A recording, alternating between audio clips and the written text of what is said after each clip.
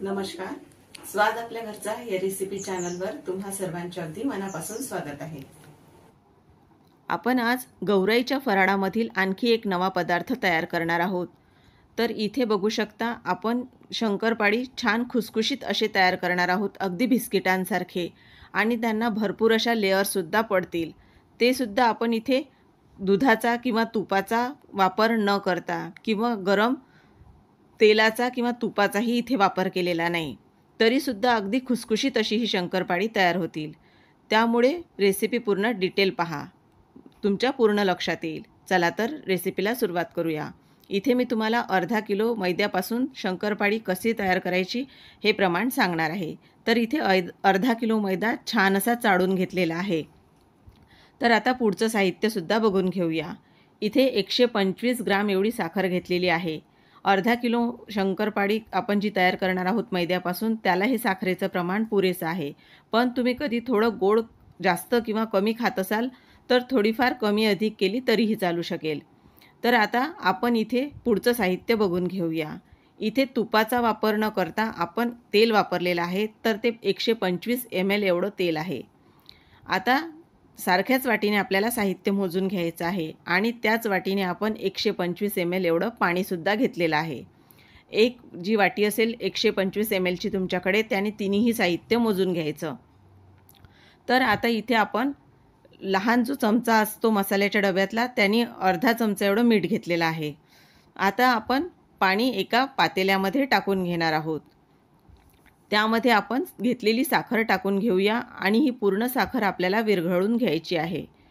आता आपण जे पातेलं आहे ते गॅसवर ठेवलेलं नाही, हे खालीच आहे ठेवलेलं पातेलं, आणि आपण खालीच ही पूर्ण साखर यामध्ये विरघळून घेतलेली आहे. तर आता बघू शकता पूर्ण साखरही विरघळलेली आहे. यामध्येच आपण तेलसुद्धा टाकून घेणार आहोत. आणि जे तेल आपण टाकणार आहोत ते आपण अजिबातही गरम केलेलं नाही, हे थंडच असं तेल आहे. ते सुद्धा आपण साखर आणि पाण्यामध्ये टाकून घेतलेलं आहे. आता आपण जे मीठ घेतलेलं होतं ते मीठ मैद्यामध्ये टाकून घेणार आहोत. कारण कुठल्याही गोडाच्या पदार्थामध्ये थोडंफार तुम्ही मीठ टाकलं तर त्याची चव खूप छान लागते. टाकलेलं मीठ आपण हाताने छान असं मिक्स करून घेऊया. आणि तयार केलेलं जे मिश्रण होतं साखर, तेल आणि पाणी, त्याने आपल्याला हा मैदा छान असा मळून घ्यायचा आहे. एकदम आपल्याला सर्वच जे मिश्रण आहे ते टाकायचं नाही. आपल्याला थोडं थोडं करत हे मिश्रण या मैद्यामध्ये टाकायचं आहे आणि याचा गोळा तयार करायचा आहे. आपण आता हा मैदा मळत असताना एक महत्त्वाची टिप्स लक्षात ठेवायची, की आपल्याला फार असा दाब देऊन हा मैदा मळून घ्यायचा नाही. असं केल्यामुळे त्यामध्ये अशी हवा भरल्या जात नाही आणि तो हलका असा होत नाही मैदा. आणि जे शंकरपाळे आपण तयार करतो त्यावर सुद्धा लेअर्स येत नाहीत. तर इथे बघू शकता हलक्या हाताने आपल्याला हा मैदा मळून घ्यायचा आहे. आणि जे मिश्रण आपण तयार केलेलं होतं ते पूर्ण मिश्रण यामध्ये टाकून घेतलेलं आहे. म्हणजेच अर्धा किलो मैद्यासाठी आपण तयार केलेलं हे मिश्रण योग्य आहे. तर आता इथे हा गोळासुद्धा आपला तयार झालेला आहे आणि पातेलंसुद्धा तुम्हाला दाखवत आहे, पूर्ण रिकामं झालेलं आहे. तर आता हा मैदासुद्धा असा मळून झालेला आहे. एवढ्या आपण घेतलेल्या मिश्रणात हा एकदम परफेक्ट असा मळून होतो. तर आता हाताने सुद्धा तुम्हाला दाखवत आहे. तर आता याची शंकरपाळी आपण करायला घेऊयात. तर आता हा गोळासुद्धा आपल्याला घेताना एक योग्य पद्धत आहे. बघू शकता इथे मी चाकू घेतलेला आहे आणि या चाकूने हा गोळा मी कट करत आहे. असं केल्यामुळे जे आपल्या मैद्यात हवा भरली जाते, आपण आता हा मोडून घेणार नाही आहोत. जसा आपण हा तोडून घेतलेला आहे तसाच हाताने थोडाफार प्रेस करून घेणार आहोत आणि हा असाच लाटणार आहोत. त्याचं कारण असं आहे की या मैद्यामध्ये छान अशी हवा भरल्या जाते आणि तुम्ही जर ते मोडून घेतला तर यावर ते लेअरसुद्धा पडले जात नाही. त्यासाठी जसा हा गोळा आपण चाकूने तोडाल तसाच आपल्याला हा उचलून लाटायचा आहे. तर आता इथे बघू शकता हा असा आपल्याला हलक्या हाताने हा लाटून घ्यायचा आहे. जास्त पातळसुद्धा ही चपाती आपल्याला करायची नाही. तर इथे जाडसुद्धा मी तुम्हाला दाखवते की आपल्याला कितपत ही जाड ठेवायची आहे. तर ही पूर्ण लाटून झालेली आहे आणि हाताने बघू शकता एवढी जाड आपल्याला ठेवायची आहे. यापेक्षाही जास्त जाड ठेवू नका, कारण ती शंकरपाळी खाताना मग अशी एवढी छान लागत नाहीत. तर आता बघू शकता ज्या कडा आहेत त्या पूर्ण आपल्याला कट करून घ्यायच्या आहेत. त्यामुळे जी आपण शंकरपाळी चाकूने कट करतो ती व्यवस्थित असे कट केल्या जातात.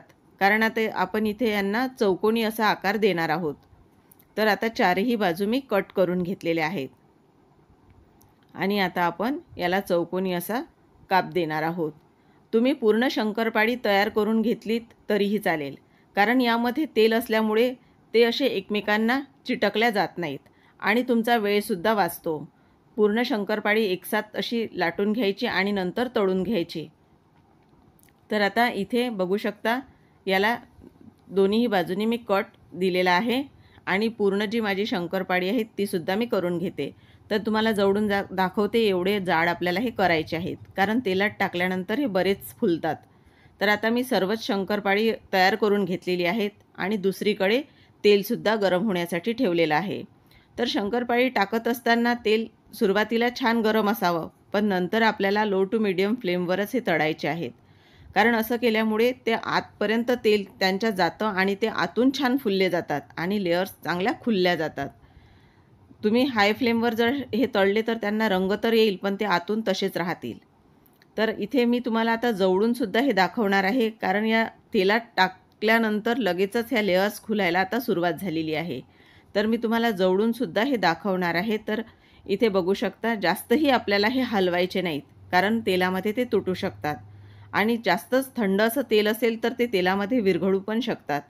तर आता इथे तुम्ही बघू शकता जवळून इथे लेयर्स खुलायला सुरुवात झालेली आहे. तर अशाच आपल्याला म्हणजे लो टू मीडियम फ्लेमवर हे पूर्ण तळून घ्यायचे आहेत आणि छान सोनेरी रंगावर आपल्याला हे तळायचे आहेत.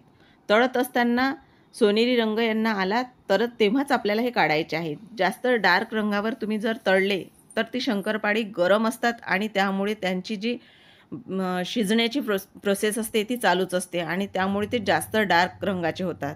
तर आपल्याला याच रंगावर हे काढून घ्यायचे आहेत. तर तुम्हाला जवळूनसुद्धा मी दाखवत आहे. अजिबातही आपण तेल गरम न करता थंड्या तेलामध्येच ही शंकरपाळी तयार केलेली आहे. तरीसुद्धा भरपूर अशा लेयर्स याला पडलेल्या आहेत आणि किती खुसखुशीत असे हे दिसतसुद्धा आहेत. तर पूर्णच शंकरपाळी मी असे तळून घेतलेले आहेत.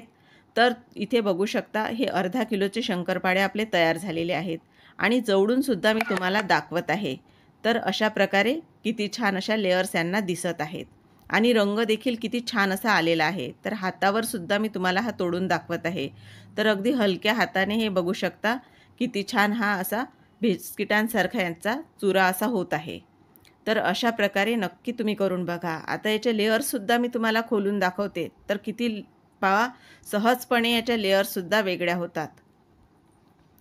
मी तुम्हाला पूर्ण हा शंकरपाळा असे त्या लेयर्स वेगळ्या करून दाखवलेले आहेत आणि हा सुद्धा बघा हातावर किती सहज असा तुटल्या जात आहे. तर आता तुम्हीसुद्धा नक्की अशा प्रकारे गौराईसाठी शंकरपाळी तयार करून बघा. रेसिपी आवडल्यास रेसिपीला जास्तीत जास्त लाईक व शेअर करा आणि अजूनपर्यंत माझ्या चॅनलला सबस्क्राईब केलं नसेल तर सबस्क्राईब केल्याशिवाय राहू नका. तोपर्यंत धन्यवाद.